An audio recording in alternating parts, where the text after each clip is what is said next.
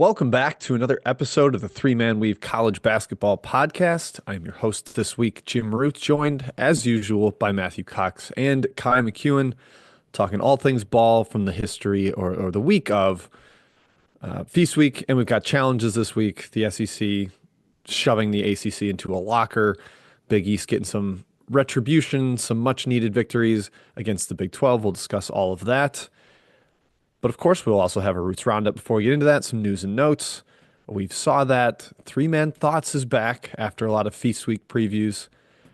Fellas, how are we feeling? Matthew, we've gotten a lot of ball. We've gotten a lot of family time. How are you? Are you recharged and reset? I think so, Jim. I feel strong. I feel energized, rejuvenated. I wonder how the ACC feels. The Big East as well. It just karma for whining about tournament omission and lack of respect. It just seems like every season that happens, there's just kind of a pendulum that swings right back into your face. So yeah. Yep. Kai, how are you feeling? Good. I hope Matt figures out his mic volume because it's really soft the last couple episodes. Check your gain, Matt. I don't know. You gotta figure it out because we need you. The people love you. You're the favorite weaver among the people. How about now? Is this better? Is that better? No, it's not. You're just like a lot quieter than both of us. We took a poll and Matthew was number one in the weave, a popularity poll. No surprise, he's the best one. I'm doing good, Jim. The sleep schedule has been horrible this week because there's been so much good basketball on. I've been staying up late. I don't like staying up late. I'm a morning guy, and I need my 8 hours, Jim. And I have not been getting it because the basketball, it's too darn good. It's too good. Wow, so you're staying up late this week, a non-holiday week, but we couldn't get you to stay up for Maui last week during a holiday week. It was Couldn't do very it. sad. Too late. Man, I have limits. interesting. He does. He does have limits, folks. But before we get into all our thoughts and our reviews of what happened this week, a quick shout out to Jay Pitty, aka Joe Pascal, for the opening tunes. We appreciate him producing that for us. Got to be like 7 years ago at this point. Follow us on Twitter at 3MW_CBB. The same handle on Instagram, which I am currently locked out of on my phone. I need to figure out how to get into. Was going to post a picture there and couldn't this weekend. So that is a challenge that we are working on. Subscribe to the pod on iTunes, wherever it is you get your pods, Amazon, Spotify, etc. I had a ton of podcast listen minutes on my Spotify Wrapped this year, boys. None of them Three Man Weave. I'm not a narcissist. I don't listen to our own episodes. We get them live. We get them live. But leave reviews if you would like. We do not have any this week. No Matt praise. He got it last week. He's going to have to survive without the ego boost this week, unfortunately. He did just get one. Hey, that was good volume. Is that good? That is a lot I'm gonna better. come in like really hot. I wanted like the audio to completely drown you guys out there. This- Is that normal or hot? That's normal. No, that's good. This You sounds sound the same I'm at 10 out volume of 10. as Kai We went from to a me. 4 out of 10 to a 10 out of 10 on the old Skype machine meter. So weird stuff, technology. Kai, over to you. I like that you came in screaming. Like that could have been really loud. I know. but That's why I was you hoping to sound- blow your eardrums out. You Mike. sound much I mean, better. Yes, hopefully it carries over to the actual podcast. Yes, indeedy. Subscribe to the YouTube channel. We are streaming live right now, Thursday early morning. That is our typical record time now this season. It'll be live in all your podcast apps after that. But if you want it live here, check that out. And of course, we've got our Saturday shows, Best Bets. Missed last week with the holidays, but we will be back on Saturday morning talking the slate. And that should continue throughout the season. So get on the YouTube channel. That Best Bet show is only available there. And join the Discord. Last but not least, get in there, talk basketball with us, talk basketball with all the other folks in there.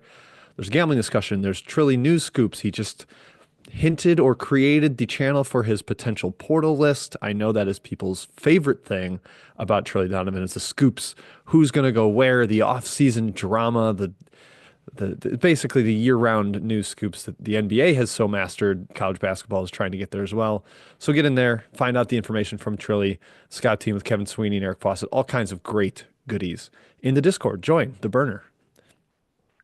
I saw So is someone that- make a very strong ad for us, like documenting how good his year's going, how awesome this Discord has been as a enabler to that. I think we've had a few of those testimonials unprompted. So yeah, for those of you betting out there, there's smart people helping people, kind of good things. Yep, a lot of discussion. It moves fast, but if you ask about a game, you will get thoughts from multiple people, most likely. So get in there, enjoy. It is a great, great forum and community for college hoops heads. Okay, let's get into Roots Roundup. Before we do, Matthew, a shout out to CBB Analytics, a loyal sponsor of this podcast and one that we use religiously both in the preseason and in season. That's right, Jim. CBB Analytics, our fine sponsor, the holy grail of college basketball data, however you so choose to pronounce it. Our guy Nick continues to come out with cool features, adding to the smorgasbord of views he already has. Again, the off-season usage was great for our preview stuff. The in-season usage is almost more interesting with seeing how people's teams, players, shot charts have evolved. All these international prospects we talked about, all these freshmen that have come in, I think, taken us by surprise with how good they've been. Just, we saw what they look like on YouTube, but to actually see what their shot chart looks like, all their statistical indicators stylistically, and again, a bunch of new features coming as well. I've been looking at the past year. I mentioned the clutch statistics, teams, players, guys shooting shots and high leverage moments down the stretch. Coaches, you can kind of look at that to see, where the ball's going potentially in late game situations. He's also going to roll out some more dynamic team by team lineup on off stuff. And then he's also rolling out an all-in-one metric, sort of like his own PER, so to speak. So a player value type metric is on the way as well. So again, Nick kills it. Everyone who I think knows ball is in on the ground floor with CB Analytics. If you're not, get in. Join today. Promo code WEAVE, WEAVE, $40 off your subscription. CBBanalytics.com. Jim. Get it done. Get it done, folks. Okay, key headlines. None. No crazy earth-shattering moves in the tectonic plates of the sport. We're happy to see that. But in the coaching world, we've got to give a little nudge and an elbow and a laugh at our guy Doug Gottlieb here. Mr. McEwen, he tweeted about the calendar of December with it's of course in jest, but it's not a great look for a guy with 2 full-time jobs, just about pretending to work and don't even pretend anymore and be drunk through the holidays, etc. This maybe was funny to him and a lot of people cracked some jokes about it and hey man, you're a full-time D1 head coach. But then they came out and lost their Horizon opener on the road at IU Indy, who has been one of the worst teams in the country, both in past years and, quite honestly, this year to start the season. This is just a bad look, man. What are you doing? Yeah, it's a bad look, and Trilly had a really nice dunk on him. He quote tweeted and said, "Doug, you have 7 games this month." Not only does it not make sense for Gottlieb's profession, this is very much a corporate world type of calendar, the pretend to work and then actually work sort of thing. It doesn't apply to being a head coach in D1, and yeah, horrible look to tweet this, of course, from your own account. And this is the worry that many people had about Gottlieb becoming a head basketball coach was, can he kind of split off from the social media whole aspect of it? And they're kind of they were okay at first this season, Matt, but losing your opener to IU Indy is not a great start for the Horizon League play for the old Green Bay Phoenix. Yeah, I have no problem with it. I just think Doug's up against it talent-wise. That's my two. I watched it play a couple times. I thought, yeah, that was bad. That was obviously bad. But generally, I think that's sort of been the bigger issue this season. Their second best player, maybe with Miranda, hasn't played. Anyway, I'm not going to overly defend Doug. I think I've watched them play. They look pretty good. They look pretty well coached. The issue is that I think he's having some headbutting issues with Anthony Roy, the once famed sharpshooter from New Mexico Anthony State, Roy who could only play home people? games because he couldn't travel. Anyway, so yeah, I just think he took some, that in your star player is a guy that, mentally is sort of Jekyll and Hyde. That's not always a recipe for success. So we'll see. I'm rooting for Doug. I'm the one who actually defends Doug anymore. So you're welcome, Doug. I'm not. I hope he fails at this job and goes back to radio. That's where he belongs. Right now, Green Bay is 337th in WAB, wins above bubble. So 2-7 overall, and doing so, and their wins are at the rate of bottom 20 team in the entire country, bottom 30 in the entire country. So yeah, I think people with concerns there are early on getting them justified. In recruiting news, we've only got one to mention here. 4-star, top 30 prospect, small forward Sean Abayev to Cincinnati. Bearcats getting the off-the-court win in spite of their on-court foibles, their big loss at Villanova. Kyle Neptune taking down the Bearcats. Of course, Cincinnati a little shorthanded. No Dan Skillings yet. We're not condemning Cincinnati. And Finneran is a tough place to win. Even last year in the Big East, teams did struggle there. So Villanova, big W there. Cincinnati with the big recruiting win. Injuries, way too big of a section here, fellas. We'll start with good news. Marcus Burton of Notre Dame is only out weeks, not the season. We knew it was a knee injury. We were scared. We feared the worst. Thankfully, it is not ACL. It is not season ending. So they're hoping to get him back in South Bend at some point this season. That's huge. They need him. They don't really have a lot of creative juice in the backcourt without him. They've got shooters, Matt Alaka, Braden Shrewsbury. Those guys can score. But Burton makes it all happen. The straw that stirs the drink, if you will. Unfortunately, we do have 2 torn ACLs to report. Cason Pryor of Louisville out for the season. A Louisville team that is getting alarmingly thin already. Ali Khalifa, Kobe Rogers already slated to sit out the season. Corin Johnson now done for the year with I believe his was a shoulder injury. He just got shoulder surgery. And then Abubakar Traore had a broken arm and is out for a couple more weeks. So Louisville sitting with like 8 scholarship players. One of them is Frank Anselm Ibe, who is not an ACC player. Matt, they got destroyed at home by Ole Miss in the SEC ACC Challenge. How worried about you? Are you smashing the panic button for the Cardinals right now? I'm tapping it, Jim. 2 straight non-competitive efforts at home. I know Tennessee and Ole Miss are like the talented men, and that Louisville team looks a little bit brittle. But that's kind of it's part of the Pat Kelsey roster construction flaws that you guys pointed out. That I was like, no, they'll be fine. Space and shooting. It's like, no, that's 2 times in a row on your home floor that you've been out-muscled, I'll call it. And it's sort of the risk with, Arkansas, same situation, brand new operation. If you don't have like 15 capable bodies and you have injuries, your depth dwindles very quickly. I think that's been kind of an issue as well. So is Khalifa hurt? Can he just play this season? Or Rogers. Why can't Rogers play? Pull the red shirt. Rogers probably can. Yeah. Khalifa, I think, is dealing with an injury. Okay. Like he had surgery out in the offseason that they're like, let's just let him sit out the year and recover. I mean, the whole Pat Kelsey thing is let's come at you in waves. Let's run up and down. It doesn't work without depth. Yeah, they have no depth, no physicality. I'm very concerned. Fortunately for them, the ACC is complete garbage trash, so they could still be like top 6 in the league. So we'll see. Good thing they're not in the SEC. They would be in a lot of trouble if Louisville was in the SEC.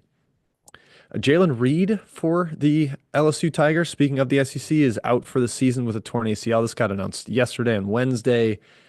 Kind of a deeper front court rotation for them. They've got Derek Fountain. They've got Damian Collins looking pretty solid now. They've got the freshman Miller coming in there. This is somewhat survivable, Kai, given their roster construction, but it's a talent knock in a league that we'll discuss later in the pod is just completely loaded.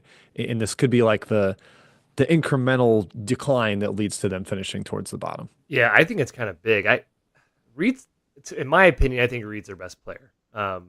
He doesn't always show it, but I think he's the most talented. I think I agree. It's tough with LSU. LSU, you have no idea half the time, but I think he is the best player. Most talented, I will agree with. In spurts, it's like, whoa, this guy's good. So, I think it's a big loss. McMahon, LSU is not really, they don't give me the warm and fuzzies to begin with, so this is a big blow for them.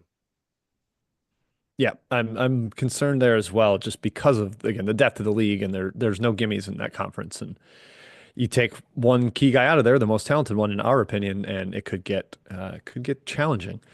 A team that does have depth to potentially survive a big injury is Alabama. And Latrell Wrightsell, unfortunately, blew out his Achilles and is done for the season.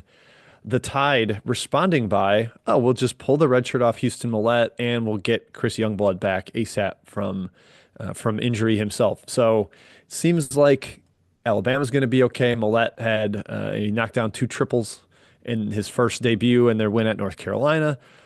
Matt, I think this is kind of the opposite of Louisville, where a team that thrives on depth and going and throwing waves of talent at you actually had the contingency plans to do this through an injury. Yeah, I mean, not many programs have a Houston Millett talent just waiting in the wings. But I mean, like, it's like back to the Louisville thing, like Rogers, if you can do that, you got to do it. I mean, Houston Millett, what a great story. Gil Alexander, shouts to him, texted me during the initial, I think, first minute of game. He hit a 3 and had 2, I think, a steal or an assist or something. And it was just like, oh, yeah, of course he's going to absolutely dominate in a competent system with a fun, or I guess a strategic coach telling him what to do, with all due respect to the Pepperdine regime. But yeah, fun player. Alabama, I think, got more fun, just more watchable with Millett coming in the fold. He's just a Kai, would you enthusiastic cheer. Kai, would you pull your red shirt after a month if he was like, all right, you're going to get probably 15 minutes a game if we Yeah. pull it? You do it? Okay. Yeah, I want to play. If I'm in college, I want to play. Compete for a title. Especially like for him, yeah, it's okay. You going to play for an awesome team. It's not, hey, we're pulling your red shirt so that you can finish ninth in a 12-team conference or something. Alabama's got a shot at a title, and Millett could contribute to that. So big thing for them there. Chris Youngblood, again, due back soon. He warmed up in that game at UNC, but did not actually play. Kai, go to you for our Reddit stat of the day. Via Twitter, Jared Burson, Michigan's Danny Wolf is the first Division I player with at least 20 points, 5 rebounds, 5 assists, 5 blocks, and 3 steals in a regulation game in 8 years. Danny Wolf rocks, by the way. Kai, surely he did this in a bye game against the SWAC team, right? No, he did not, Jim. He did it against the Wisconsin Badgers, I believe. On the road, yes. Danny Wolf is awesome. This guy is translated. How did I bet this game? God, Wisconsin's not that good. I'm kidding. No, Michigan's great. Mine was fair. But yeah, if you guys haven't watched Yale transfer Wolf, him and Golden together, starting little twin tower action, it works very well because of Wolf's mobility. I think this team is, frankly, quite good, and I'm surprised every day they lost to Wake. The more we see of Wake Forest. Yeah, that's one of the more head-scratching results. It wasn't even a true road game. It was in Charlotte, but it was Wolf's worst game by a mile. That's sort of fitting to your point, Kai. Yeah. He can shoot a little bit, and what he can really do is pass. You mentioned the 5 assists in this game. A kind of semi-viral Eric Fawcett video went with all him, the 4-5 pick and roll he's running with with Golden, excuse me. And he comes off a screen, he can just throw over the top. Big men don't really know how to play ball screen coverage, get over screens. Some of the help side stuff, like you have a 2-guard coming over from the corner to try to challenge Golden there. It reminds me a little bit, as my NBA fandom shows through, when Giannis and Brook Lopez run pick and roll. It's like, okay, we can throw over the top. And defensively, people are worried about mobility. Well, Wolf can move. They have 2 shot blockers. So if you pull one away, they still got another guy at the rim. It has worked really well so far. I think we're going to see a lot more too big stuff in the future with the way it's worked for Florida. Gonzaga's kind of done it for a while now. Michigan's really starting to roll it out. It helps you on both ends as long as one of them's mobile enough, and seemingly every big man these days is getting more and more mobile. And they can all shoot now, right? If you dominate the rim, I think the analytics are kind of proving that out, how important that is on both ends. So, and I think in college that advantage is relatively greater. I just think, Jenny, you have more likelihood you keep talented big guys than you used to be able to. So, yeah, market inefficiency there, Matt, as you're noting. All right, that is it for Roots Roundup. Now we'll get into We've Saw That, and we'll hit some of these quicker because there are 3-man thoughts that relate to them. So we'll just mention some of these, but things that we have seen in the past week. The biggest one most recently, the SEC 14-2 against the ACC. A complete evisceration. It's wild that the only 2 losses for the SEC were Kentucky and Auburn, 2 of the darlings. Both were in really tough road environments at Clemson and at Duke, respectively. But this just goes to show you the depth of the SEC. It's like, all right, our 14th team against your 14th team is a complete unfair battle. South Carolina, arguably, Kai, the worst SEC team, going to the worst ACC team, BC, and winning by 20 on the road. The SEC is completely loaded, and it's going to be a gauntlet all season. And I don't want to dwell on it too much because it's one of my 3-man thoughts, but what a performance. Yeah, as I pointed out on Twitter yesterday, when the ACC, when they're mad about 3 to 4 bids, you can point to the SEC challenge and say, well, you were 2-14 against the best conference in America. Do you think you deserve these bids? I don't know. When Pitt loses by 33 points at Mississippi State, you can point to that when they surprisingly miss the tournament again. They won't. They'll actually make it this season. But the point being, ACC did not show very well in this non-conference event. No, not even a little bit. Matthew, did you have any big takeaways from this, or should we just wait until my thought to really? Yeah, let's wait. Let's SEC? wait. I'll defer takes for good. your thought, Jim. The Big East was somebody that we've kind of laughed at early in the season. Not so great results for, especially the depth of the league. But the challenge with the Big 12 got some big victories at the top. Villanova and Providence pulling off home wins on night 1 at home against Cincinnati and BYU respectively, and then UConn beating Baylor. Big bounce back for them after Maui, and Creighton getting #1 Kansas, handing them their first loss. Creighton just beats #1 teams at home. It's ridiculous. They did it last year against UConn, this year against Kansas. Massive for the league. Texas Tech did get a victory for the Big 12. Iowa State also knocked off Marquette, so not completely dire for the Big 12, but the Big East with kind of a victory there. As mentioned, a couple things from last week. We recorded on Wednesday, so we didn't get through all of Feast Week. UConn went 0-3 in Maui, and Auburn rolled through the tournament, destroyed Memphis in a tournament final. Impressive there. Well done. Players Era Festival. Oregon beat Alabama in the de facto title game. I'm calling it de facto because it wasn't a bracketed event, and I don't like the setup. But quack, quack, go the Ducks. I have a longer thought on Oregon, so we'll save thoughts on the Ducks. Did they get the $1 million? Did Oregon get $1 million? Is that how it works? They did. They did. Yes. Wow. We could, cool. if we were about it, we could go into deep thoughts of what's going to happen to 18 MTEs and Danny Hurley crybabying to the microphone. I'll never do one of those again. I never want to do that again. I think that's, if you're a Power 5 coach that complains at all about scheduling, you're just soft.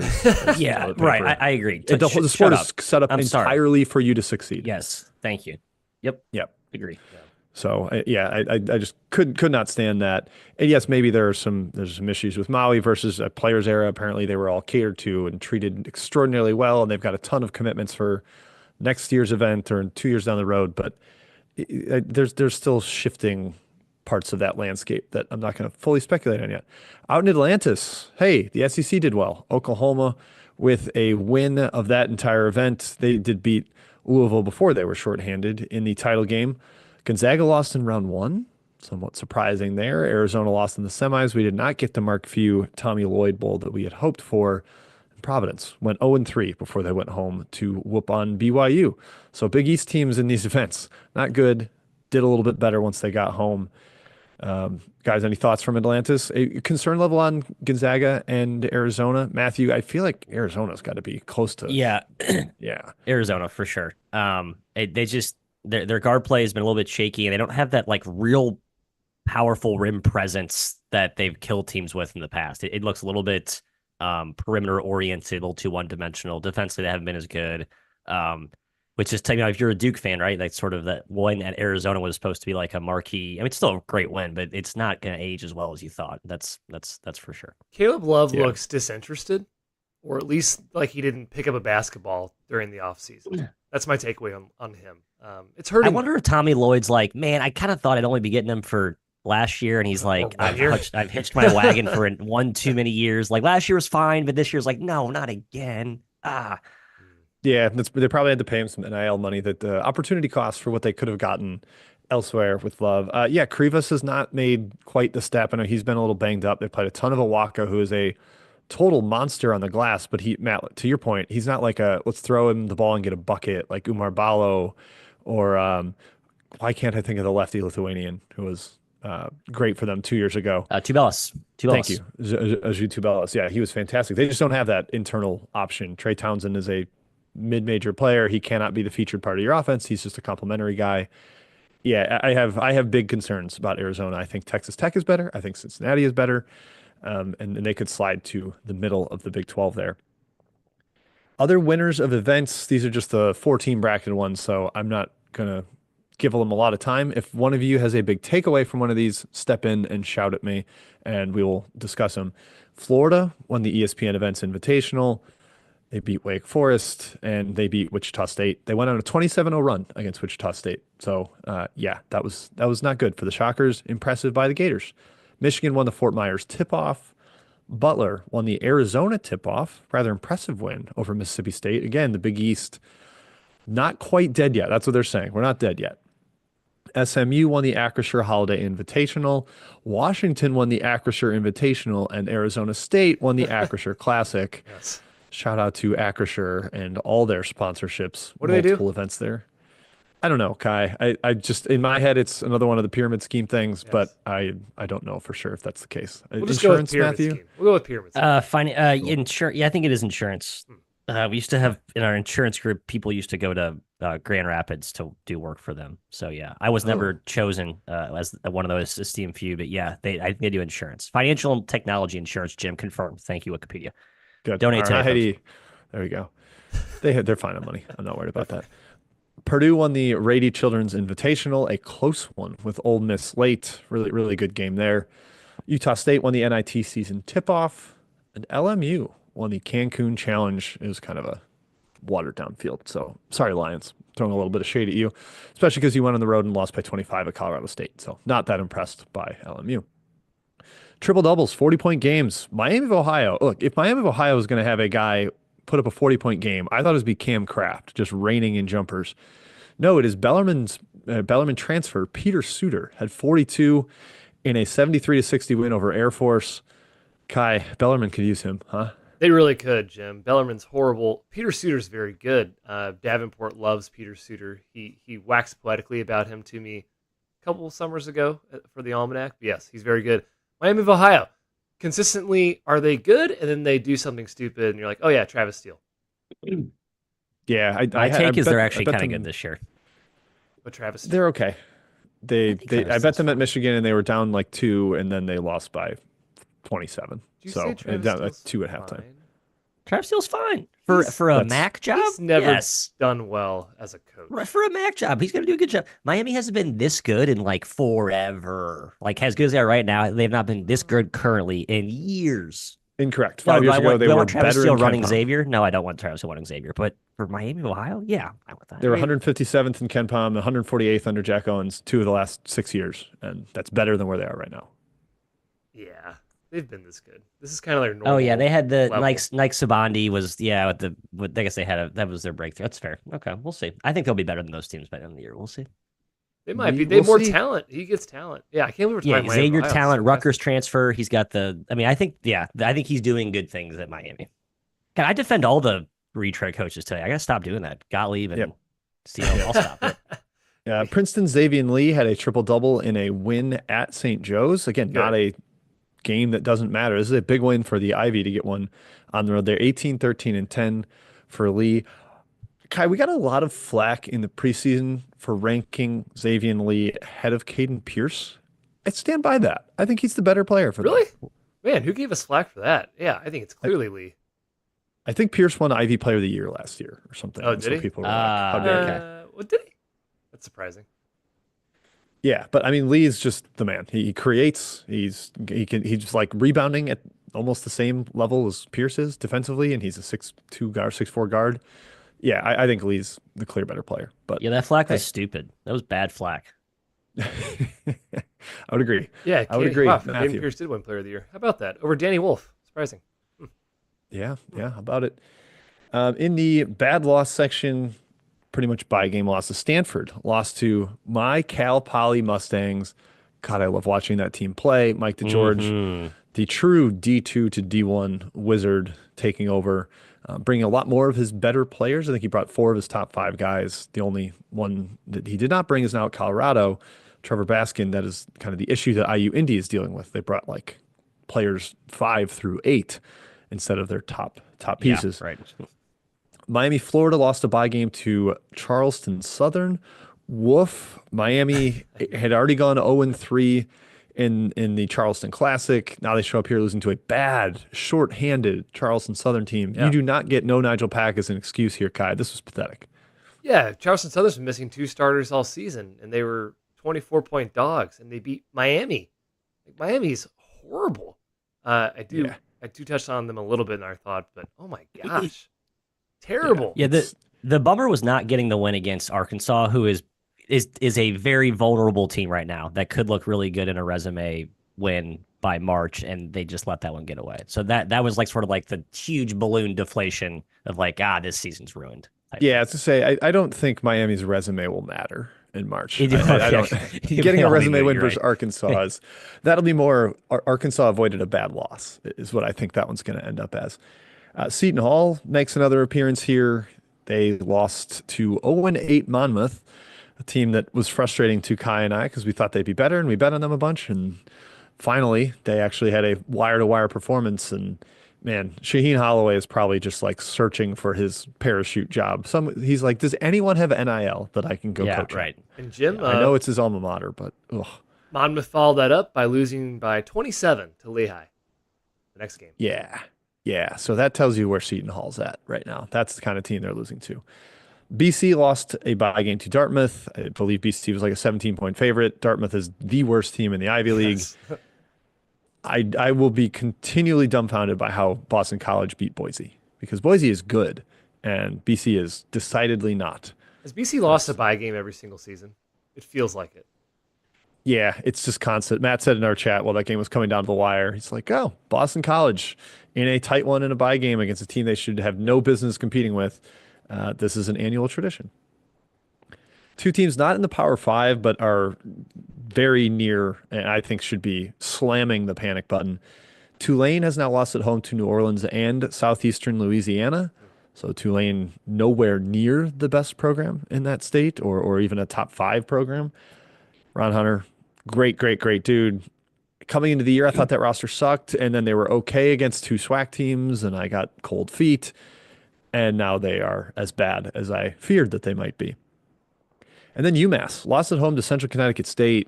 Somebody in our Discord, a UMass fan, put them on quit watch, Matthew. How does a team coached by Frank Martin quit? Are they just like, stop yelling at us, you're mean, you're bullying us? I mean, they're terrible. Yeah, I don't know. They have moments, Jim. It's just like it's a team for a coach you think is really good, which maybe you don't agree with that. Maybe that's just I'm the only person who thinks he's a good coach. They're way too erratic. That's been an issue for Frank for a while now. Like turnovers, decision making. They play hard and they get to the glass and all the foundational stuff. But it's at this point I'm ready to wave the white flag with Frank. I think UMass fans are just kind of seeing some of the A10 momentum at the middle to upper half with the coaches those schools have and the talent they're getting. And like the out of conference success that those schools are having. I mean, Dayton, obviously the main one. Curious how long Martin lasts. Well, great year they're going last to be a year, though. MAC school soon, so That's the true. A10 It all stuff doesn't doesn't matter. It's a football Yeah. school now. That's right. Frank had a good year last year, but yeah, he does weird stuff with his rotations. Yeah, it is what it is. Yeah, last year I think was very much a star-driven team. Cross and Cohen carried a lot of the water for that squad, and I think we're seeing that evidence, unfortunately, this year. Not a Ewing Theory team that is just we lost 2 awesome players, and now we're less good. Unfortunately, UMass circling the drain. Okay, not last section. We've got weekend previews at the end, but 3-man thoughts, fellas. Bringing this back again. We kind of rushed through them last week, and 2 weeks ago we did a full Feast Week preview. So we're going to get some considerations in from each of the boys. But before we do, a shout out to Home Field, Kai. I see you wearing a Home Field sweatshirt right now. The comfiest gear in all the land. Matt also, I think. No, that's not Home Field. Whatever. Home Field rocks. Home Field is the best. In fact, we just got our new gear from Home Field, Jim's joggers, Matthew's sweatshirt from Indiana, excuse me, for his wife. And of course, me, I got a new Mizzou hoodie. I'm going to look swaggy. I am not wearing that hoodie. I should have worn that. That would have been a good ad. Home Field Apparel, if you haven't heard of them, they make the best premium clothes and whatever you want. I guess clothes is the correct word for college basketball, college football, college sports in general, college baseball. That you can get. They have hundreds of teams, millions of teams on their website, homefieldapparel.com. It feels great to wear. They have swag coming out the butt every single day. They did not tell me to say that. That was my own little indication or insert there. But if you want to wear the comfiest gear in the world, use our promo code 3MW at checkout. 15% off. We'll get you that. 3MW, homefield.com, homefieldapparel.com, excuse me. Home Field, wear one for the team. The worst ad in history? It was. Jim, back to you. Well, Kyle, I'll try to tie a bow on it. I'm wearing my Home Field joggers right now, not the new ones. Yes. I knew these were so comfy that I wanted another pair. They are the best. They're just comfy, cozy. We had somebody in the Discord wear their shirt to I think they were like went to go see a game, and they're like, yeah, this thing rocks. It's super comfy. So get your Home Field gear. All right, Matt, we're going to you for the first thought of 3-man thoughts. It's kind of a 2-pronged thought. I dissected into 1A and 1B as I thought through them independently. I feel like they kind of flow together. In response to Kai and others, frustration with Duke's lack of execution against Auburn. Now, Duke won the game, so this is like a very nitpicky example to to start from. But a week ago, Shire in his press conference talked about how they aren't doing a ton of like set play calling or designed, more nuanced actions. And he basically said, yeah, this is sort of what I'm doing. I'm paraphrasing, probably I'm overstating this. And, but we're not really, we're trying to get our guys to go through read and react stuff and just sort of feel each other out. And we're trying to develop them for the long run of the season. Winning now is not as important. Like, so when it comes down to like, let's run a really crisp set to get a wide open shot versus let's kind of trust Cooper or trust Khan and Knipple in this like, basic action. It's very much a developmental mindset from Shire here. And I think it's a microcosm of all of these coaches for premier power conference schools. And I think with the way, Jim, as you talked about, the schedule has shaped out, the favorability for the big schools is even greater. Right? They have such a huge margin for error that you have all these coaches. And like I said, I mean, even hearing Kelvin Sampson talk about this, like, oh, it's a work in progress. Yeah, it's only November. It's like at some point you got to win games, but these big coaches know that they don't losing 2 or 3 in November for them is fine because they have 20 to 22 bloodbaths to rack up wins at the end of the year. So I sort of understand the strategy behind it. I think it's kind of maddening as a fan. Like you want to see a little more like win now urgency. But I do think there are a lot of these coaches that are really trying to.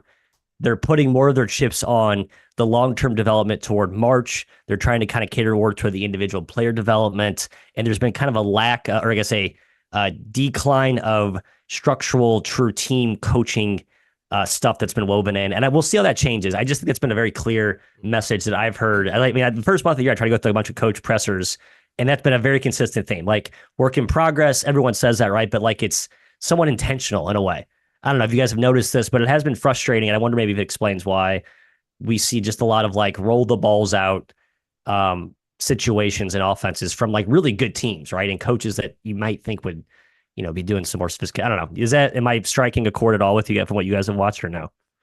A little. Is this? Or am I extrapolating too much from just Duke? I need to ask. Is this a defensive Shire? Is this okay? No, I actually don't like it. I think it's if I were a mid-major basketball fan, I would be annoyed at the fact that big schools have this luxury of like just kind of figuring it out because they're probably good enough to get like a win or two, and they have way more wins coming down the road.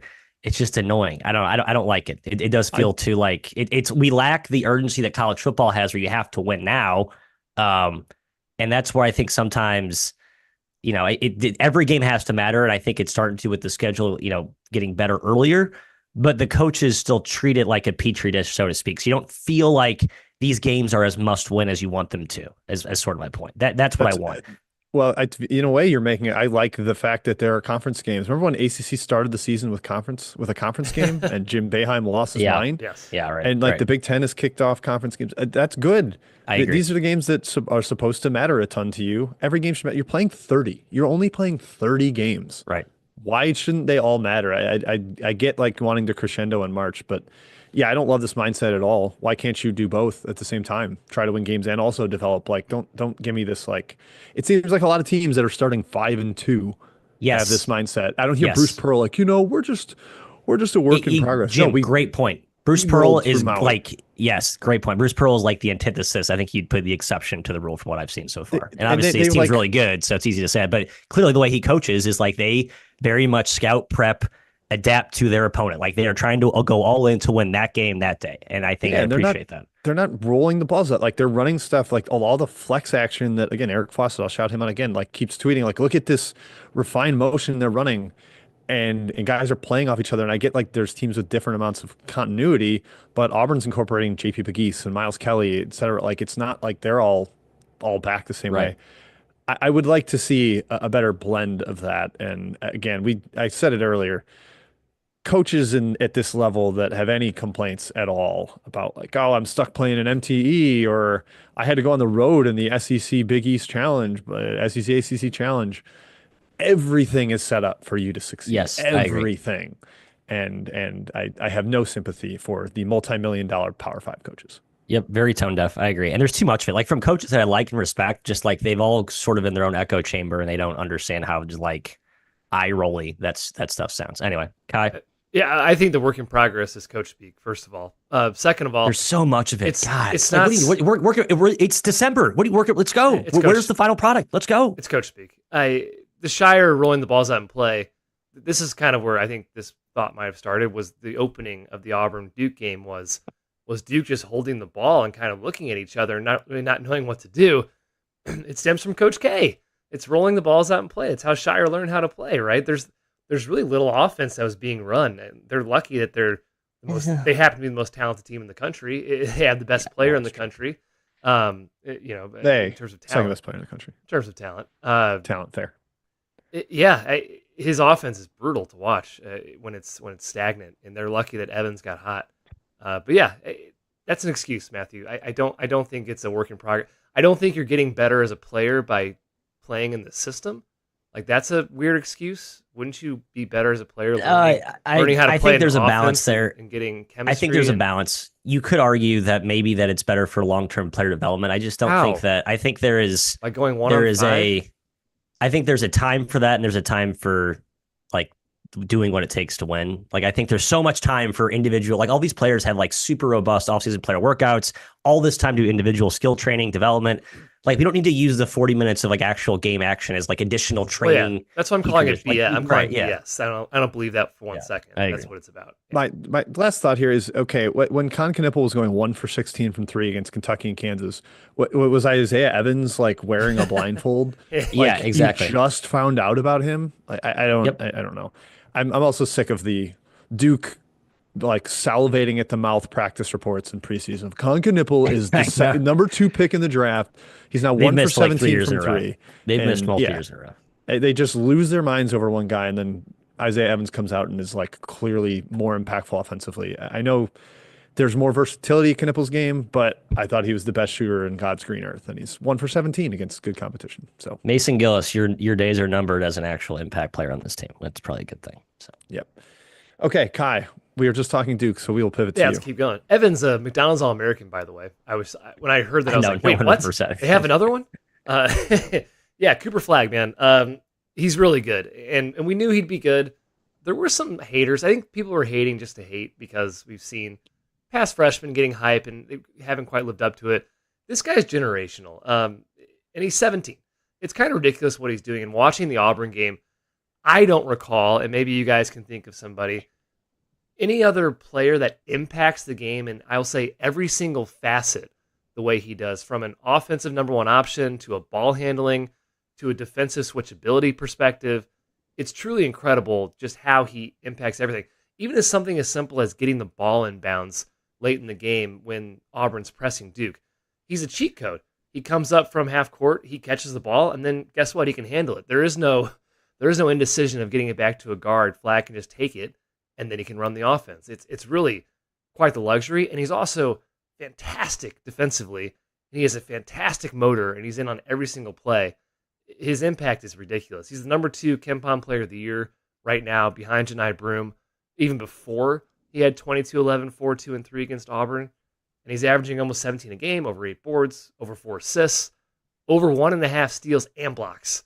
The guy's been incredible. He's passed my eye test thus far in the season. Yeah, the biggest issue you could have with him is some of the late game turnovers. And then he had 0 turnovers against Auburn and was good down the stretch in that game. It's like, all right, so he's getting better at the things people are hurling flack at him for. And hey, we've only got 2 more weeks of calling him 17, so let's take advantage of that. Yeah. He turns 18 before Christmas, so let's really get those in there. But he's unbelievable. He just, like Kai said, he's all over the court, and he like thinks the game so well.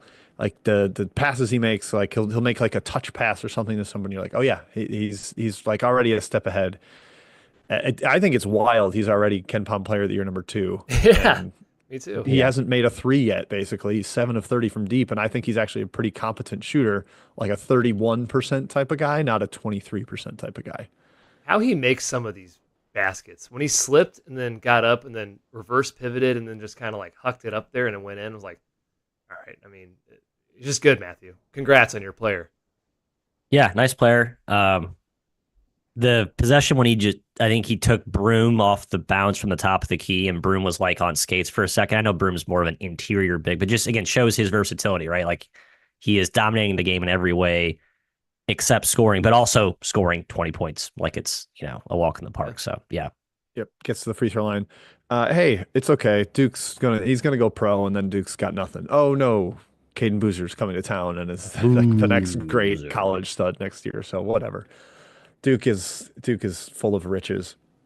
Okay, my first thought, guys, is about the SEC, and I just want to talk about how many teams in the NCAA tournament is realistic. There's a discussion about this now, and we'll just kind of gush about where the league is at this point. Joe Lunardi, not that he is the real authority, just kind of a guy that's already working on bracketology, has 12 SEC teams. That's 75% of the league in his NCAA tournament field right now. The league has 6 of the top 12 Ken Pom teams, 6 of the top 10 net teams, 12 of the top 43 at Ken Pom. If you're looking at the net right now, and it obviously will change and evolve, but the league has it's every single road game except at South Carolina will be a Q1 game. So 15 of the 16 games are a Q1 road game. Half of the home games are Q1. So half the league is in the top 30. Ole Miss is 24th. So they're not even really that close to falling out.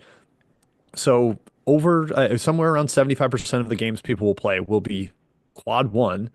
And every team is in the top 90 of the net. South Carolina is the only one that's even close to that. They're 89th. In Ken Pom, South Carolina is the lowest. It's 69th. It's just every possible like superlative gushing fact you could give about the league is it's out there. The 14-2 against the ACC, obvious, but even the record against every power conference is dazzling. Kai, how many can actually make the tournament though? Because they're going to beat up on each other. People are going to whine about under 500 conference records. But we have one less power conference, and because of unbalanced schedules, maybe the under 500 stuff matters less. I think double digits for sure, especially with how bad the ACC has looked and how mortal the Big East has looked. 12 might be realistic. It's going to be funny. It's going to be a little weird when you see some of these teams are going to go 7-11 in conference play, and I would wager there's going to be a couple that get into the tournament, or at least one. 7-11's an eyesore. Conference record's not on the sheet. It's not on the selection sheet. So a lot of teams. Wait, it's not on the sheet? It used to be, but it's not anymore. It was never on the sheet.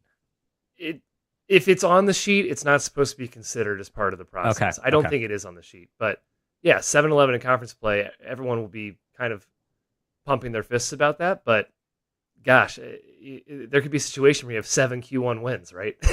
In that 7-11 record. It'll be very interesting. I'll say 11. I'll go one short of Lenardi because I want to be different than him right now. So 11. Yeah, so over under 10 and a half, or excuse me, maybe probably it should be 11 and a half. I think it's 11 too. I think somebody will get squeezed out because they'll just, we can't stomach 6 and 12, even though it shouldn't be 6 and considered. 12. Yep. We just like somebody that goes 10 and 1 in the non-con, then goes 6 and 12. And it's like, do we really want this 16 and 13 team? That's my guess. But Matt, I mean, it's completely loaded. Every one of these teams enters league play. Probably not South Carolina, but 15 of 16 teams are like, we are good enough to make it. We have done enough in the non-conference. Yeah. Let's go get a bid. I'm curious. I think we mentioned this in the offseason. I'm curious if like the league's almost, there's got to be one or two that are going to really nosedive. It just feels like every year that happens, whether it's injuries or, you hit a skid and all of a sudden it just tailspins into a throwaway year. It's hard to see any one of these teams going south down the stretch, but I think statistically one of them is. It's tough to say. I mean, you might say South Carolina just given, maybe last year's kind of a fluke and they're 5-3 this season. I've watched them, they don't look that great, frankly. But like your Mizzou Tigers, like I'm pretty in on the Tigers. I mean, LSU, I know they lost Reed, but like that team's got depth and talent, and Arkansas has got the ceiling, as Calipari tells me every day. And Vandy's looks pretty real. Like, yeah, I hope that I hope there is not like this mush of like 3 7-11 teams that get sent over a good mid-major and cites how many Q1 wins they had as opposed to the record of their record against Q1 and Q2. Well, they are using WAB this year, right? Weighted is wins above nice. bubble, I think, is being considered for the first time. That could help. That could help the mid-majors. That should hopefully help. Yeah, emphasize. Okay, if you went undefeated against a bunch of Q3 teams, that's actually harder than Yeah, people perceive exactly. it to be. Yes. Right now, records by conference versus Q1, Q2 competition in non-conference. This is per Bart Torvik. The SEC in Q1 and Q2 games is 30 and 17. Yeah, it's crazy. The second best record is the Big Ten at 18 and 22. Like Jeez. 4 games under 500 versus 13 over 500. Big East 13 and 16. Big 12 15 and 27. Big 12 not quite as dazzling as we thought it would be. Mhm. The ACC is 17 and 45. 28 games under 500 in Q1 and Q2 opportunities in the non-conference. Remember this, ACC fans, when you're like, but wait, this team that went 11 and 7 in league play, 13 and 7 in their 20 game schedule has to get in. Well, no, none of your teams could win in the non-conference. 17 and 45. I know it's way down by some of your bottom feeders, but that matters. Winning 13 games in the ACC doesn't matter because 9 of them will be against teams not even in consideration for the tournament. The SEC rocks, top to bottom. That's the lesson here. Okay, Matt, back to you. Thought two. Yeah, I called it college football. Go away. We're tired of you. But also, thank you for the sneak peek in terms of what the landscape looks like. And by that, I mean the college football narrative has been, there's no great teams this year. Who's number one? You can debate till the cows come home as to who's the best team. And it feels like there's a lot of, very good teams, but there is no great team. And I think college basketball, as we kind of said preseason, I think after a month, I'm prepared to say that was a fairly accurate um, projection. Like as we look at the top, top 25 or top 30, it's tough to find a neat cutoff to whatever that threshold is. But, both of you have your power ratings. I looked at mine last night, the last 4 or 5 years. And a lot of it obviously is because of the COVID year and the bonus year and all that stuff. But there is, again, that's sort of what I think there are a lot of very, very, very good teams, more than there have been, I think, in the past 5 seasons at least. But in the wake of the Duke Auburn showdown last night, which I think we agree are maybe the top 2 teams. Apologies to Gonzaga, apologies to Tennessee and Kansas and whoever else you put in there. But I still don't feel like, oh man, this Auburn team is infallible, or oh man, this Duke team is infallible. I just think there's a lot of really, really good teams. And I think as you see the year play out, later part of non-conference and conference, there will be more and more, I think, evidence of parity at the top of the totem pole, especially when you get in the SEC, and the Big 12, where everyone's really good, league strong top to bottom. And I think you'll have some losses that will be perceived as bad losses, but really aren't bad losses at all. So I don't know. Just a very clear parallel between college football, which I guess is fun in some people's eyes, but maybe annoying. I think some people kind of like the dominant, Saban 11-0 Alabama team. Some people like the dominant, Gonzaga, Baylor dueling dragons a few years ago, the Kentucky, the UConn Hurley factor. So I don't know. It's a new normal. I'm not sure if I like it. I think I do. It's more fun for the power conference fan bases. But it is more random, right? I think there's a higher degree of parity at the top of the totem pole than we've seen. I might tweak your description. You said no great teams, a lot of good teams. I think there's a lot of great teams. Sorry, a lot of great teams, no historical teams, maybe? However you... I don't know if even that's the case. Yeah. There might be a couple historical teams. I think the top is really good. I agree parity is... Oh, okay. I don't know if I agree there's any historical teams this year. I don't know. Maybe... I would put Auburn, Duke, and Houston still, and Gonzaga. I mean, those teams are some of the best I've watched in the last several years. It's early. To your point, only 9 teams are undefeated this year so far. The parity is throughout college basketball right now, and I don't expect we're going to see like a 1-loss team or a 2-loss team even. But it's great. I think it's great for the sport. I think it's much better than having just a one dominant force, the inevitable UConn wins the title sort of year. Yeah, I much prefer this. I'm glad there's a 12-team playoff in football because more fan bases stay engaged for much longer, potentially winning the national title. And I think that's what we have here in college hoops. It's like somebody down, like Oregon's 9-0. They're only 16th in Ken Pom, but hey, no one's emphatically proven they're better. We beat Alabama on a neutral floor. Like every team can enter with a little bit of hope, and having that more spread across is just obviously the NCAA tournament is part of it. The randomness of a one game win or go home type tournament adds to it. But I'm happy about this, man. I don't want there to be the dueling dragons, as you said, of Gonzaga Baylor. This version of it is more fun to me.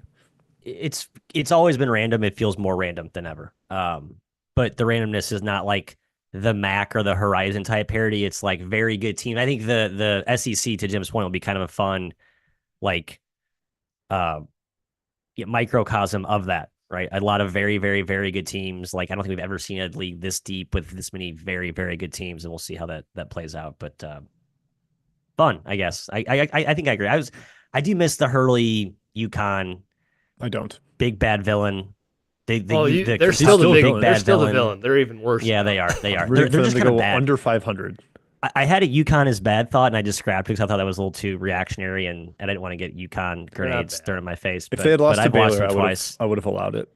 That was an indictment on Baylor. Baylor's the better team, and they just let UConn mess around. That was weird to me. Baylor's better than UConn. I didn't get that game at all. I didn't. I mean, UConn was. I'll do a quick comparison. I forget. I might make this later on Ball Up Top, but that UConn win over Baylor is going to feel like Kansas' win over UConn last year. Yes, I like that. Flawed top team gets one at home by 4 points, narrow win. I like that a lot. But the team is still not going to be like fixed by that result. So that's kind of my comparison. Okay, Kai, your second thought.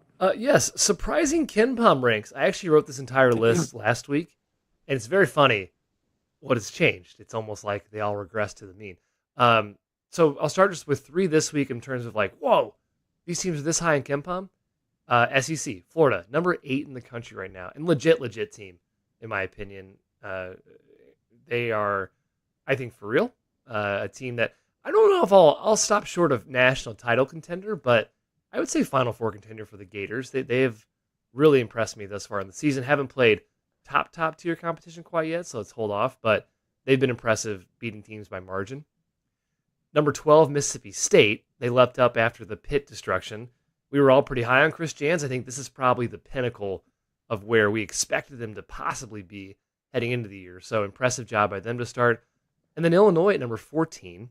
Mixed thoughts. 14. Mixed thoughts in the preseason. Oh, I think you're going to get flack for saying mixed. They're going to be like, no, all your thoughts were negative, not mixed. Yeah, Matt was really negative. I did change my ranking. I'm maybe not sure publicly, but I still had them like they're not top 30. I agree. And by the way, I'm kind of going to stick with that a little bit. I don't think this is. I am too. This is not a top 15 team. I agree. It's not. It's not outside the top 50 team, Matthew, but it's not a top 15 Correct. team. They've let's see what happens with their schedule, but still, that's where they rank in KenPom. They have been impressive to me. They've been much better than I expected. They're good at murdering bad teams because they have a ton of offense and they have some depth. So down the stretch, they're not like only winning by 20. They're winning games by 35, by 40. I think Arkansas is extremely flawed, and they beat them by 13 on a neutral. They had incredible shooting splits in that game. That certainly helps. It's a good shooting team, but they lost their big test to Alabama by double figures. Now the Big Ten slate starts, and Tennessee. I mean, the next 3 games will tell us a lot about them: at Northwestern versus Wisconsin versus Tennessee. Then Kai, of course, there's bragging rights against Mizzou, which that's why we got to shut up for a second. Just like until the Illinois Mizzou game, then I'll let you know what I think about Illinois after that. Yeah, well, they'll probably pound Illinois or pound Mizzou, but we'll see what that. I think the next 3 are like actual. At Northwestern is a challenge because it's on the road, their first true road game, and then 2 good teams at home. So we'll see. So these are the teams I wrote down last week that were like, whoa, high, and here's how it's changed. So in Cincinnati was number 8 in the country in KenPom, sandwiched right between Kansas and Iowa State. Well, they dropped to 15 after the Villanova loss. Pitt was number 12. They've been really good. Well, they dropped to 26 after the Mississippi State loss. By the way, 26, much more the level that I expected Pitt to be at. They're not a top 15 team. Said it even when they were there. That Kai, I just want to say that was funny because that game was Mississippi State -1 per KenPom, and it was bet to -6 in real life, and then Mississippi State wins by 30. Market smart sometimes. Ohio State was 16 in KenPom. They dropped to 29 after Pitt loss and the Maryland loss. Speaking of blowouts, Maryland just absolutely hammered Ohio State. Maryland's good. I don't think Maryland is Big Ten title contender, fellas. Yeah, I think Ohio State's bad. I think they're like bottom 4 or 5 in the league. They currently are 5th in 3-point percentage and 13th in defensive 3-point percentage. Yeah, that's true. And they still only have that 1 win against Texas that may or may not age that well. I don't know. I'm concerned. I think they're a team destined for a continued fall. Yep, small margin for error. Coach, Right. And Yeah, that's the Aaron Bradshaw not being there, they were always a big short. I think, yeah, Ohio State, I have major. I mean, talent wise, I like it kind of jumps off the screen. But some really found some key foundational flaws. I think if you're not tough up front, you don't have good rim protection, you're not super deep, and your coaches, again, right as John Fendler said, you just kind of rode the shooting variance monster momentum of last year, and like, what have you really proven? So yeah, I don't know, but I think their perimeter talent is pretty impressive. I'll I do. disagree. I think they Okay. have two good players that I think are legit. John Mobley is going to look a lot more mortal when he stops making 56% of his threes, but Thornton and Johnson are good. Sean Stewart's been bad. Evan Mahafy's playing top 5 minutes on this team. He stinks. So I have more concerns about the talent level, and the coach stuff also resonates with me. So maybe a bigger drop for the Buckeyes. I bet they finish outside the top 45. I'll say outside top 50. I'll be bolder. Okay. Nevada was 34. They led the Mountain West, and then they dropped to 45 with the Washington State loss. They didn't even show up that game. They got bet up 3 to 4 points in the market. Yeah, I beat that line. No big deal. They shot like 1 for 20 from 3. It was a brutal game. Florida State, they were number 56. They did drop to 63 after the LSU loss. But, hey, upstart, they haven't really beaten anyone, but they are up like 30 spots in KenPom from preseason.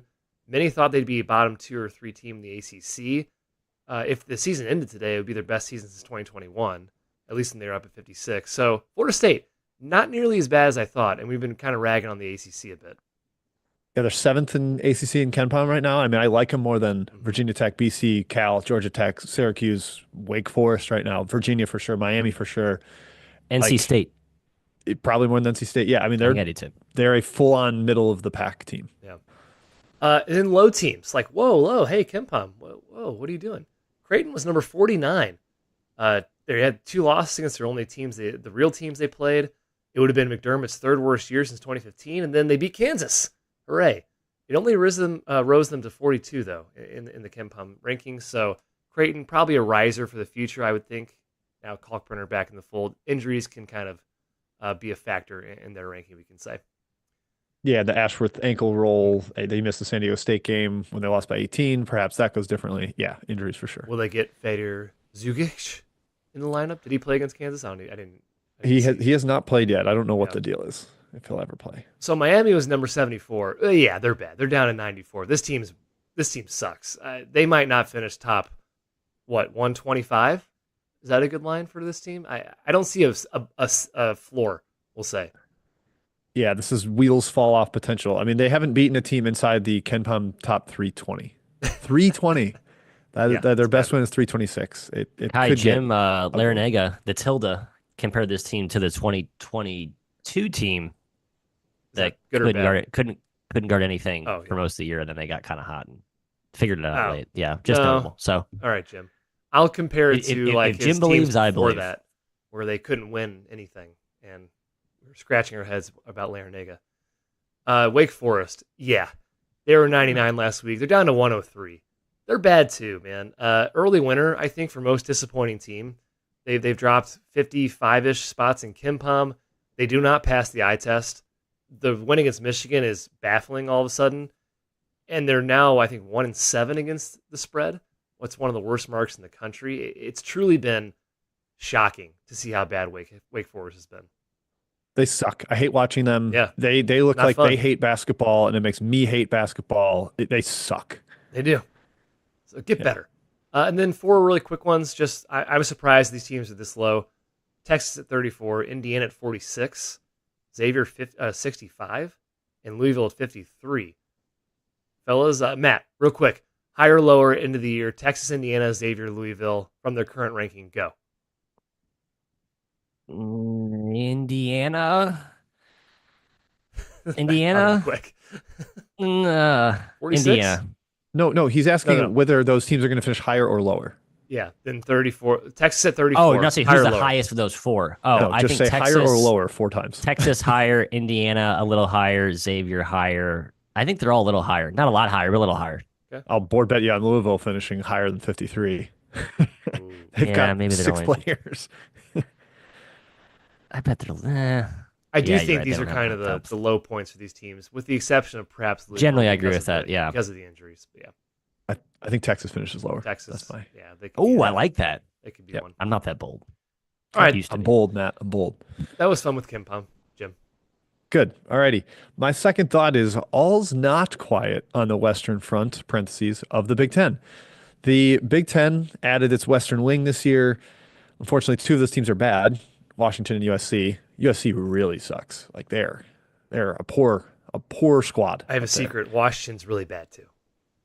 Yeah, I was Washington gives me Wake Forest of they just don't like being there, and there's joy. It's joyless basketball, and Great I Osabur's don't.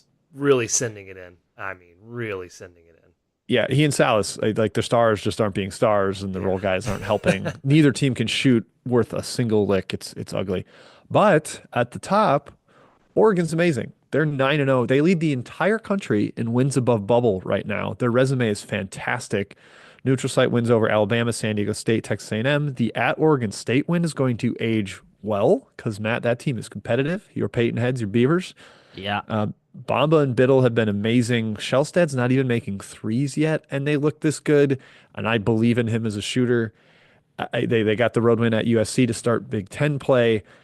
They're really good. Kind of not the same end of the spectrum, but like UCLA is 18th in Ken Pom, 4th in defense. They've been fantastic, but they haven't beaten anyone. So this one's a little more paper tigery. We'll see if it lasts. But they're forcing crazy turnovers. They get after you defensively. Just don't fully trust a team that plays through Tyler Bilodeau this much because I saw what Oregon State was when they played through him. But they're not fun to play against, and they play Oregon on Sunday. So we'll find out who the true West Coast Big Ten contender is. I believe in Oregon regardless of what happens in that game, Matthew. Yeah, I do too. UCLA, I think that will look like a more balanced offensive attack against real competition, frankly. And so I think it's a good thing because they need a little more diversity in their offense. And that their guards, Mac and Anders. I know Anders just came back. I'll never get which one's who. I like Oregon stealing a lot more than UCLA's from what I've seen. Like Nate Biddle is a real piece when he's healthy, and now we've seen that. We have the upside with the guard. I just think the talent of depth that Oregon has relative to UCLA is more impressive long term. Now UCLA's defense has been stifling, and that's just a great backbone of an identity that Cronin has to kind of march through the season. But I think long term ceiling, you have to think Oregon has a higher upside than UCLA. That's just, I don't know, my 2 cents. I agree with that, but Oregon, I don't want to say lucky, but down double digits to Portland, down double digits to Oregon State, down double digits to Texas A&M, down double digits to USC, almost down double digits to Alabama. I think they're playing with fire a little bit.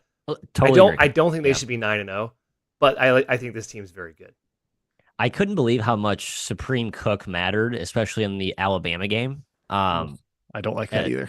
I don't like that. And Dana Altman talked about Supreme Cook like 20 times in the last 2 weeks in his press conferences. I was like, why would he? Who cares? You have Biddle and a bunch of awesome, like pro guards and wings. Why do you care about Supreme Cook, the guy who was nothing at Georgetown and Fairfield, and like, he was the X factor against Alabama, which is their marquee win that will propel them to a top whatever seat. So I don't know. Good coach still. Glad that he has some continuity at least. Yeah, Cook can score. He's just a complete sieve defensively, and he can't be your primary rim protector. But he's a throwback pick. He's a throwback pick. Bigger perimeter pieces you can pair him with. It kind of works. Bamba's been incredible, and a lot of people are like, Bamba was the MVP of the Players Era tournament. Yeah. It's like, why was Villanova bad again last year? Remind me. I can tell you why. But yeah, shout out to Oregon and UCLA. They look like very, very strong additions to the Big Ten. Matthew, a third thought for you? We're running a little long, but we can. Yes, a tale of two trajectories, fan bases. A month ago, I would have said Syracuse, Georgetown. If I could put my soul into a fan's body, I would have chosen the Syracuse fan. And how the tides have turned. I've watched Georgetown twice the last couple of weeks. I know they're not playing for York. I get that. I'm just kind of in on what Georgetown looks like, and I think there's good things coming. It's the first time I've thought that in the last 2 years of Georgetown. I guess the last year, effectively, since Cooley took over. In Syracuse, I'm just like, okay, this is the same rerun of last season. In fact, it's almost regressing. I know they played 2 close games against good teams in the MTE. You got run off the floor by Tennessee. That was embarrassing, but Tennessee's done that to a lot of teams this year. So my intuition is that I think we see some early writings on the wall, and that maybe the Georgetown stuff is trending in the right direction, and I was wrong about that. And the Syracuse stuff doesn't have any sort of the upward mojo than I maybe thought coming into the year. So just want to kind of get that off my chest. I have kind of flipped sides on both prognostications. I think in general, I agree in terms of Georgetown being a little bit better and Syracuse a little worse. But you know who has more wins against the top 250 in KenPom? Syracuse. Georgetown is 7-0 against teams outside of the top 250, and then they lost Notre Dame. They got killed by Notre Dame. Syracuse has played real competition, and yeah, they've lost, but they hung with Texas. They hung with Texas Tech. Losing to those teams by less than 5 points on neutral floors is pretty impressive. I don't care they got smashed with Tennessee. Everyone gets smashed with Tennessee. I'm not saying Syracuse is necessarily better than Georgetown. We'll find out. They play each other soon. And Matt, I I should agree. have thought next week because they play in 10 days from now. I agree. Georgetown's talent. Thomas Sorber is very good. He's a very good player. He's the one that just like changed who they are to me. Yes. Yeah, totally. But I'm still waiting to see on Georgetown overall till they play and beat real competition. I'll just say this to Georgetown fans. I think you beat Syracuse because you're better than Syracuse right now. I agree. Syracuse can't guard a soul. I made fun of Georgetown's defense earlier in the season. It's better than Syracuse's. That's for darn sure. So, yeah, Hoya's potentially going into the Carrier Dome. Maybe no J.J. Starling still with that wrist thing. Why didn't people throw Sorber in my face, Jim? Why was no one like – I feel like there was pocketed hype, but like this is one of those freshmen where with a fan base as rabid as Georgetown, why was I not shoved? They hyped him up a lot. Tommy Sorbet in my face. Okay. I must have missed it. I noted him as a very impressive player in the preview, Georgetown preview. Yeah, I mean, I just like, why is he the 45th best recruit? But then you look at who's ahead of him, and it's like, all right, I mean, this class. Yeah, the freshman been good. It has been an awesome class. Insane. Totally. Yep. I was. This could be a longer discussion someday, but I'll just put it in your heads and make listeners think about it. If every class formed a team, like there's a chance the freshman class would be better as a team than the fifth-year senior class this year. Like that, it's so good. In a five-man, there's guards, like there's forwards, team. Yeah. there's even like a 13-man team, and you had to go through a whole season. Like I cannot believe how good that class is. It's fun to have back in the sport, and all those guys have to play a year. Hooray! And G League Ignite sucks, and it's dead. So good. They're all in college basketball. My final thought was, wait, Kai, do you have third? Nah, I was gonna rant about replays, but I've done it. I'll do it later. Goaltending rule sucks. Stop stopping the game for goaltending reviews. It's ridiculous. All right, go ahead. And just the calling everything goaltending so that they can review it later. It's ridiculous. It's just a crutch. Who thought of this rule? Why is there no discussion on like a committee of peers? Like, what are we doing? It's ruining the game. It ruins it. There's no like focus group of like, hey, this isn't working. Let's get rid of it. It's not. We didn't stop the game for goaltend every single second 2 years ago, and now we're doing it all of a sudden. And it's brutal. Sorry, go ahead. It's dumb. It's bad. My last thought is quick, but it is called TCU next year because TCU's bad. They are the worst team in the Big 12. I watched them multiple times. Eye test. Their offense is terrible. It's a team that's built around physicality and offensive rebounding, but they're small and thin. And when you're like that, you should be able to spread the floor and shoot, and this team cannot shoot. And I think a lot of the concerns about where the talent came from, mid-major all-stars, Kai, I think, was maybe the biggest drum beater of Noah Reynolds, not a power conference player. Frankie Collins has major offensive issues. Trezarian White is a downhill wing that is now going against Big 12 front courts, and they're not even playing the Big 12 yet. I have major concern. I've seen a lot more life from Colorado, from Oklahoma State, definitely from Arizona State, who probably deserves a thought next week because they're legitimately good. UCF even. This is the worst team in the Big 12, I fear, for the Horned Frogs this year. It's Dixon's worst offense in his 22 years as a Division I head coach. Their defense is really good. Checks out. But they just can't shoot. Yeah, they can't get offense. Yeah, it's concerning. Matt, anything? Are they the worst team in the Big 12? I was just looking at it. Yes, I think so. Yes. Oklahoma State's better. Yeah, I agree. Yeah. I think they could go like 3-17 in the Big 12, and I would not. It's a good league. Yeah. Totally bad. Colorado's, I think, is, I don't know. I hate Colorado beat guards, UConn. Though. Like, that matters. But UConn sucks. That's my point. That was the thought I should have said. UConn stinks. But TCU cannot beat UConn. That's what I'm telling you. TCU couldn't beat Santa Clara or Colorado State. Like, they're bad. Okay. Just wanted to slip that in there. Now let's go to a couple quick weekend previews. Basically, I just wanted to preview 5 games so that we could get to Kansas, Mizzou, and talk about the Tigers. But Yeah. on Saturday, we've got Kentucky versus Gonzaga in Seattle. Semi-neutral game. I love this scheduling.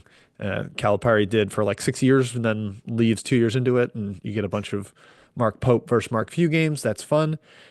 Kai, I think there's a pretty decent edge for Gonzaga in the paint. Amari Williams is a beast, but Garrison's been kind of banged up.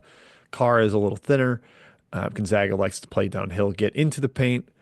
I think we see a big Gonzaga win here. Tough swing for Kentucky going to Clemson and then all the way across the country to Gonzaga or to Yeah, Seattle.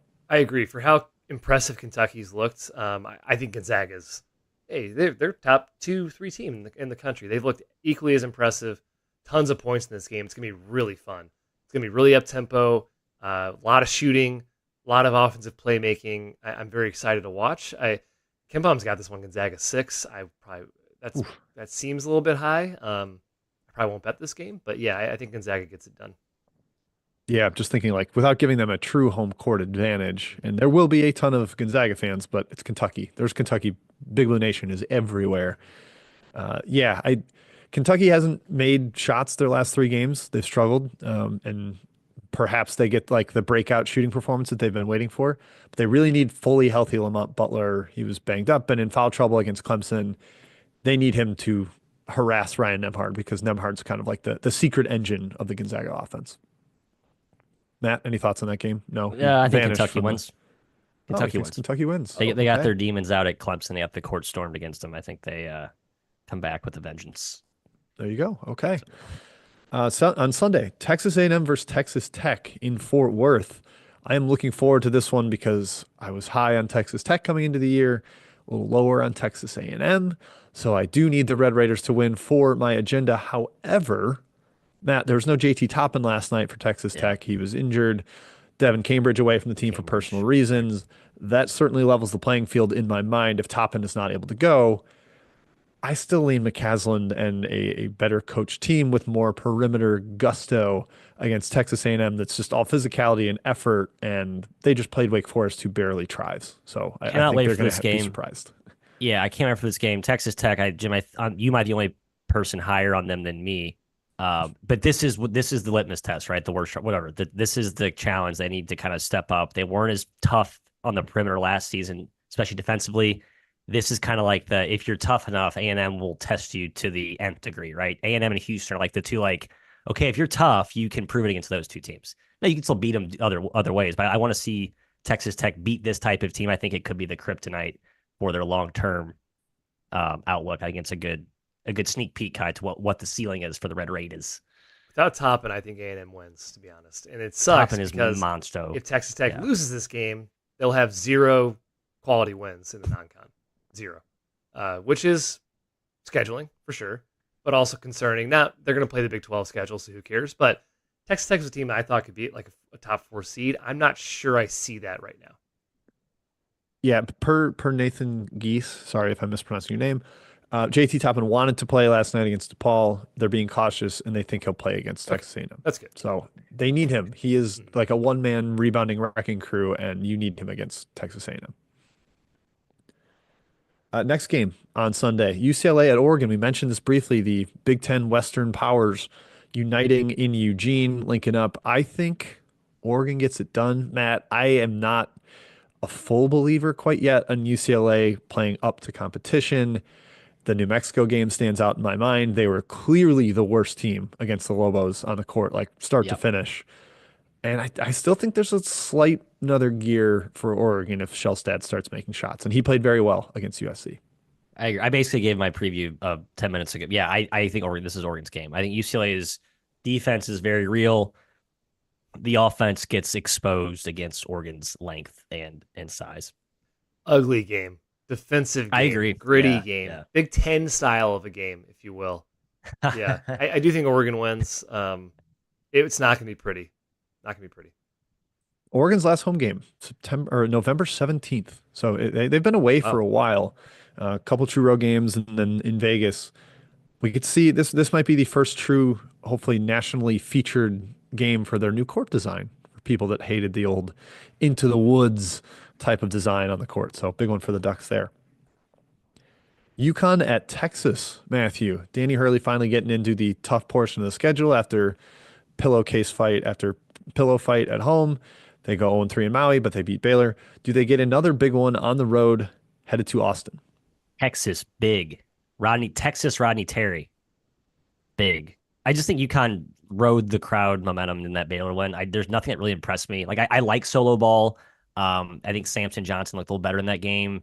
Great. Mahaney made a couple of shots and he headbutted Hurley, and that was a good moment. But like Mahaney looks like me out there in high school, like the undersized, sleeved game manager ball mover who like is afraid to actually like make an aggressive move to the rim. Like the UConn's got issues, man. I'm sorry. I'm full blown shorting this team and going into Dan Hurley and staff versus Rodney Terry doesn't give me the warm and fuzzies backing exactly Texas here. Frank Haith Texas got way better Luke players. Murray. I'll take the game planning. I'll take the game planning in UConn for sure. If Caravan's back. Yeah, I'm not nearly as down as you on UConn, but they're still really good. I'm going to take issue with Texas has way better players. I'm not on board there. Trey Johnson is great, big time shot maker. Now I do fear the home court advantage. And for UConn, as reliant as they are on you not calling them for a million fouls, Hurley needs to concerning. Calm down. He needs to shut up.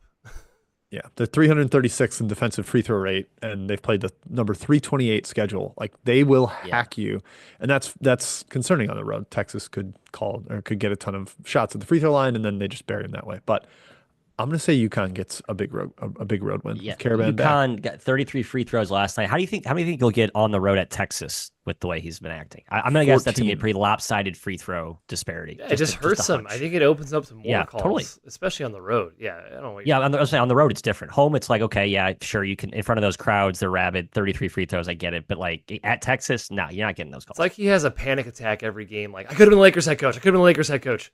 And he just kind of freaks out when his team gets down. Yeah, it's not great. Okay, Kai, last but not least, Mizzou, Kansas. Can our Tigers compete at all? Man, I hope so. It has not been competitive the last 2 years. I think we've gotten the doors blown off us. Oh, wait. We were kind of competitive last year, right? It was close. Yeah, it was surprisingly close last year. Yes.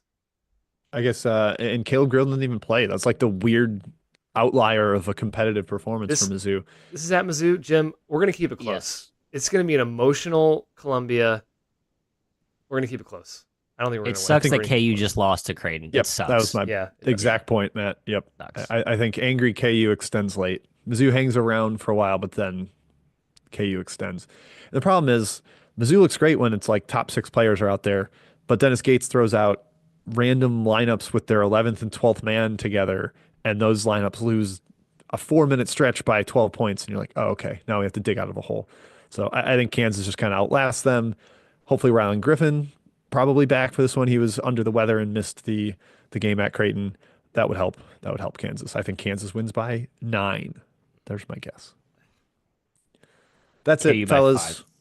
KU by 5, says Matt. Yeah, same with KenPom, Matt. Good job.